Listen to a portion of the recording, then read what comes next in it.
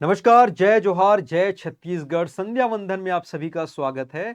और बहुत सारे बच्चों ने संध्या वंदन की जो पार्ट 1 था, एपिसोड 1 था, उसको बहुत प्यार दिया, उसके लिए बहुत-बहुत धन्यवाद।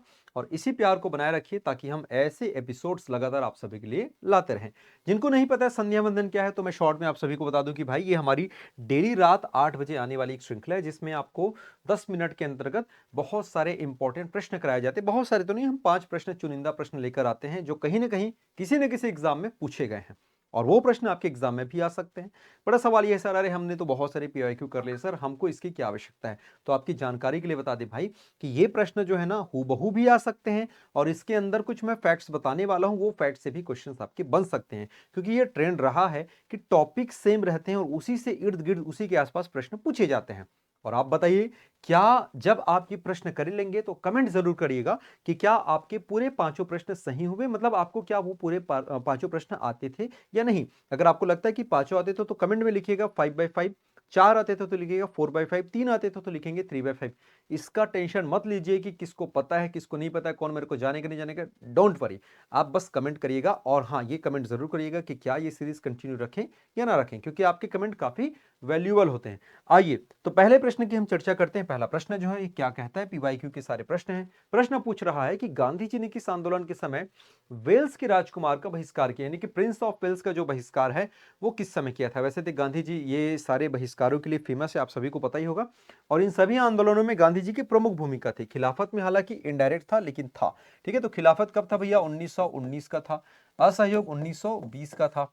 सविनय अवज्ञा 1930 का था। भारत छोड़ो 1942 का था। देखिए, ये सब विरोध जो होते थे, राजकुमारों का आना जाना एंड ऑल, ये सारी जो चीजें होती थी, और वहाँ के जो क्या बोलते हैं, ब्रिटेन के, वेल्स के, है ना, आयरलैंड के जो भी राजकुमार वहाँ पे हुआ करते थे, प्रिंस हुआ करते थे, किंग हुआ करते थे, समय समय पर इनका बहिष्कार किया जाता था। तो ये जो बहिष्कार संबंधित है वो भारत छोड़ो, सॉरी, असहयोग आंदोलन से संबंधित है। आपको ये कंफ्यूजन कर सकता है, क्योंकि 1919 भी ये इसी के समय था, मतलब आसपास था। 1920 ये भी असहयोग, दोनों आसपास थे। और आपको जान के आश्चर्य होगा कि गांधी जी ने खिलाफत आंदोलन में, खिलाफत मूवमेंट में भी वहां पर अध्यक्षता करी थी। कारण ये था ताकि हम मुस्लिमों को अपने साथ ले सकें और असहयोग आंदोलन में इनकी भागीदारी को सुनिश्चित कर सके। प्रश्न यह भी आता है, वह कौन सा आंदोलन था जो राष्ट्रीय स्तर पर, यानी कि बड़े आंदोलन के रूप में जो आया था। तो राष्ट्रीय स्तर पर जो सबसे पहले पहचान मिला था वो 1919 का रॉलेट सत्याग्रह था।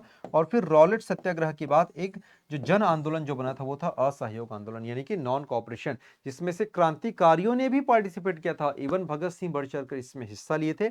बट चौरी चौरा जो घटना घटित होती है उसके बाद इस आंदोलन को वापस ले लिया जाता है। तो ऐसे क्वेश्चंस भी आपको यहाँ पर पूछे जाते हैं। और ये भी आप लोग याद रखिएगा कि यह जब आंदोलन हो रहा था उस समय भारत के वायसराय कौन थे। तो ऑब्वियस ही बात है, 1919 में जो मॉन्टेग्यू चेम्सफोर्ड रिफॉर्म हुआ था, तो इस समय भारत के जो वायसराय थे वो कौन थे? वो चेम्सफोर्ड थे। ठीक है, इसको आप लोग जरूर याद रखना।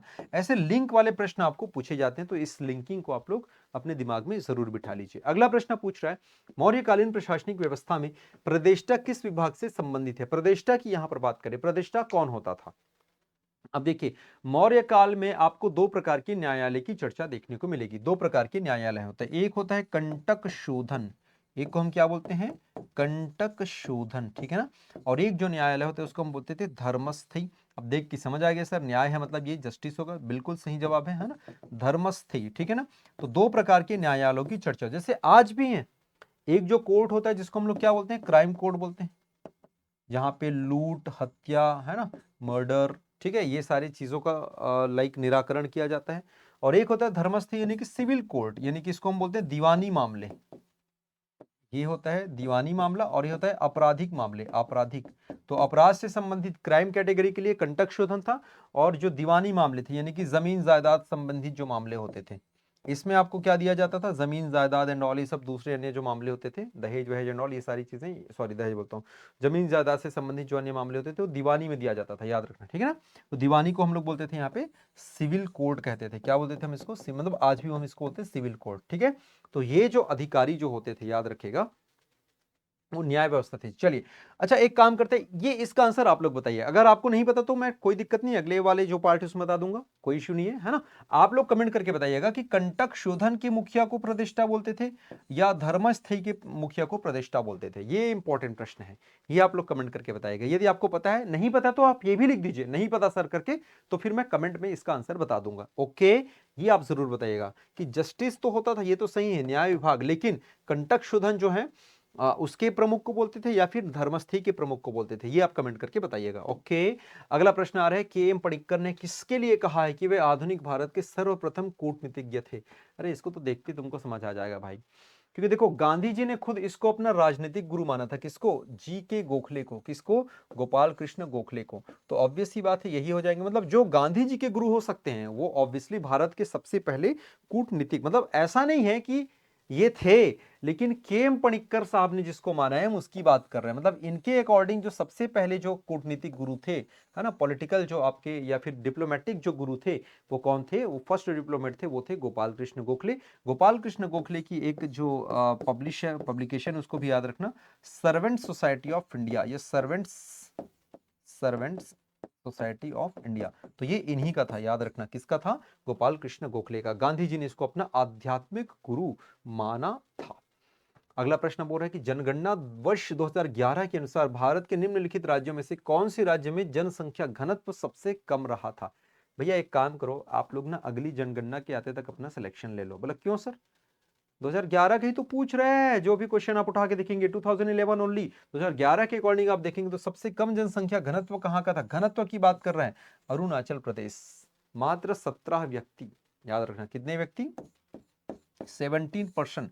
अच्छा, अब जनसंख्या घनत्व को लिखा कैसे जाता है? तो जनसंख्या घनत्व व्यक्ति प्रति वर्ग किलोमीटर, मतलब किलोमीटर का स्क्वायर।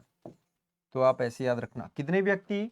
17 व्यक्ति प्रति वर्ग किलोमीटर, पर स्क्वायर किलोमीटर। ठीक है ना, तो ये आप इसको याद रखिएगा। ओके, चलिए, तो ऑप्शन नंबर किसके साथ चलेंगे? ऑप्शन नंबर हम बी के साथ चलेंगे, Arunachal Pradesh. This is the right answer. ठीक क्या? चलिए, अगला आ रहा है, पहला G20 शिखर सम्मेलन कहां और कब हुआ था? वाह वाह वाह। अब देखो ऐसे क्वेश्चन आ जाते हैं, आप लोग रिसेंट याद करके जाते हो, आप लोग करंट अफेयर पढ़ के जाते हो, और क्वेश्चन क्या दे देता है सर? ये यहां से दे देता है ना।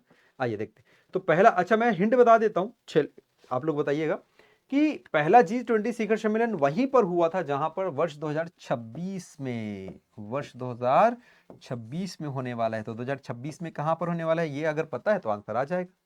अरे सर इसका आंसर तो बता दो, कितना ही क्वेश्चन पूछोगे, आप पूछोगे तो बताएंगे क्या? चलिए मैं बता देता हूँ। तो 2026 में कहां पर होगा? यूएस में होगा। कहां पर होगा? यूएस में, यानी कि संयुक्त राज्य अमेरिका में। अब देखते हैं यूएस वाला कितने हैं। ये तो लंदन है, ये तो पेरिस है, ये सियोल है, बचा क्या? वाशिंगटन डीसी, यानी कि यूएस। तो आपको दोनों याद रखने चाहिए। देखो यूएस देके बस फंसा सकता है आपको, यूएस बस देखिए फंसेगा तो आप फंसना नहीं, मतलब वाशिंगटन डीसी में हुआ और यूएसए में हुआ, तो ये दोनों चीजें याद रखना। 2008 में हो ये भी याद रखना। क्या क्या बोल रहा हूं? 2008 में हो ये भी याद रखना, वाशिंगटन डीसी में ये भी आपको याद रखना है। ठीक है, और ये पहला था ये भी याद रखना है। और 2026 का कहां पे होगा? यूएसए में होगा। अब इतना बता दो यार कि 2025 का कहां पर हुआ है, ये आप बता दो भाई। ये नहीं बताओगे तो फिर क्या ही बताओगे। आपकी हिंट के लिए बता देता हूं मैं, है ना। ये अफ्रीका का एक बहुत बड़ा देश है, और अफ्रीका का वो देश है, इतना बोल दूंगा तो तुम तो याद ही रह जाओगे। चलो, अफ्रीका का बहुत फेमस देश है, और हमारा दोस्त भी है, जो हमारे एक संगठन में शामिल है। हमारा एक संगठन है, 5 देशों का एक संगठन है। इतना हिंट दे सकता हूं भाई, और नहीं दे सकता मैं। है तो अभी 11 देश हो चुके हैं इसमें, लेकिन ये 5 स्पेशल देश हैं, उन संगठन में ये देश शामिल है, जो कि अफ्रीका का एक देश है। ठीक है, वहीं पर 2025 का यह सम्मेलन यानी कि G20 सम्मेलन हुआ है। बस अब आप मुझे बता दीजिए वो कौन सा देश है। ये कमेंट आप करिएगा, मैं आपके कमेंट का इंतजार करूंगा। कैसे लगा ये 5 सेशन, ये 5 प्रश्न? देखो ये पीवाईक्यू हम अपने से नहीं ला रहे हैं, ये कोई ना कोई पेपर में आए। और 2024, 25 और 26, ये 3 सालों में जो होने वाले, 26 में तो खैर अभी 26 जस्ट लगा है, 24, 25 में स्पेशली जो पेपर्स हुए हम उसके क्वेश्चंस आपके समक्ष लेकर आ रहे हैं, अलग अलग स्टेट्स में होने वाले, छत्तीसगढ़ में होने वाले एग्जाम्स को। राइट, चलिए तो बने रहे हमारे साथ। जय जोहार, जय छत्तीसगढ़, धन्यवाद।